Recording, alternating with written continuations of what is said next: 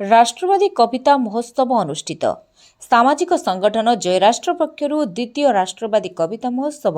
केन्द्रापड़ा गोपस्थित कमल भवन परिसर में अनुष्ठित हो जाइछि। उत्सव में विशिष्ट कवि डॉक्टर अपर्णा महांती मुख्य अतिथि भाव जोगदे उत्सव को उद्घाटन करथिबा सह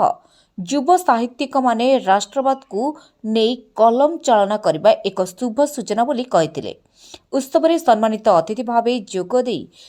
दूरदर्शन संवाद पाठिका अध्यापिका डॉक्टर स्नेहलता मिश्र राष्ट्रवादी साहित्य एक विप्लवर आह्वान बोली मत देथिले। ଏହି କାର୍ଯ୍ୟକ୍ରମରେ वरिष्ठ कवि नवज्योति राय अध्यक्षता करी सनातन संस्कृति राष्ट्रवादर मौलिक तत्व को विश्वमंच रे प्रतिष्ठा करथिला बोली कहिथिले। ଏହି अवसर में आयोजित कविता पाठ उत्सव रे राज्यर विभिन्न स्थानरू 18 जन कवि जोगदे कविता पाठ करथिले। नाट्यशिल्पी दीप्ति दास, कवि रीता राय और गीता दास श्री दास कविता आसरा संयोजना करथिले। रीना राणी दास, नमिता जेना कार्यक्रम परिचालना करथिले। ଏହି उत्सव में बहु छात्र छात्री बुद्धिजीवी और साहित्यिक जोग देथिले।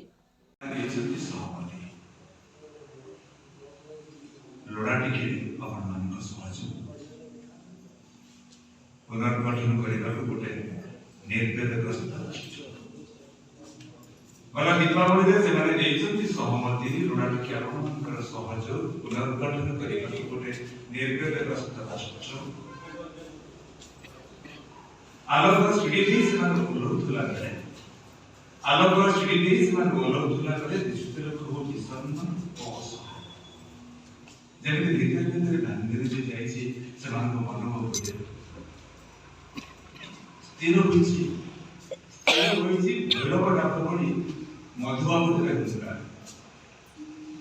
भैरव डाकमणि मधुबाबू हुंगा महामेघ बाहर भैरव धराला लांछित अवता धरी छामुआ हुई आगे आगे चलिए बक्सी जयराजपुर चाकिपटिया बाहुबली उत्तर प्रभात सम्मुखी गुड़ी पाइक प्रदान धरी अनुसरी प्रभुजी रास्ता समग्र गोपबंधु की छेदे हाड़ मांस रास्ता समग्र गोपबंधु की छेदे हाड़ मांस उद्बोधनी संगीत गाई गाई पथकष्ट लाघव होते बांधरदी महांती कविर विश्वदास कटक अपेक्षा करते राजकृष्ण बोस कटक अपेक्षा करते राजकृष्ण बोस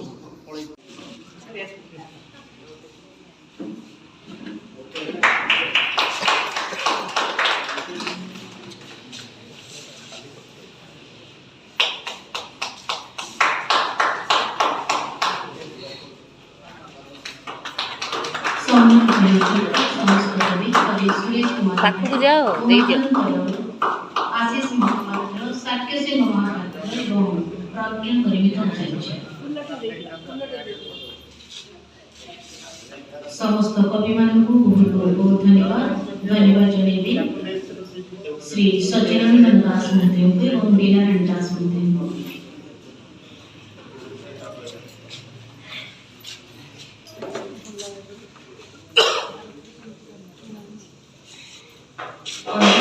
समस्त कवि आसन ग्रहण करेंगे सम्मुख से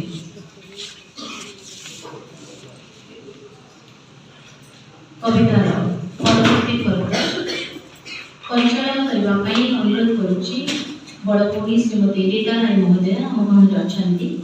समाज सेविका साहित्यिका श्रीमती रीता राय महोदय